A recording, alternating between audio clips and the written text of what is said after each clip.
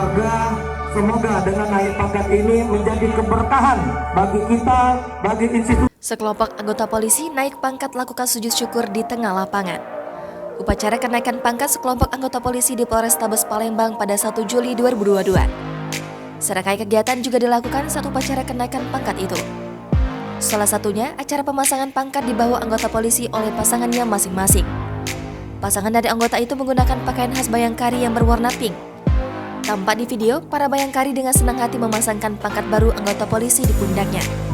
Setelah pemasangan pangkat baru itu, juga dilakukan penyiraman air ke seluruh anggota polisi yang naik pangkat tersebut. Penyiraman air itu juga merupakan luapan kegembiraan dan euforia atas kenaikan pangkat.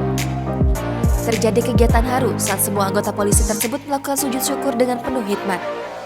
Selama 1 menit, semua anggota polisi tersebut bersujud sembari mengungkapkan rasa syukurnya. Mereka juga berdoa dengan pangkat yang baru itu bisa menambah keberkahan dan bertambah manfaat untuk negara, institusi, dan masyarakat. Diketahui, para anggota tersebut sudah 5 tahun mengabdi di pangkat sebelumnya.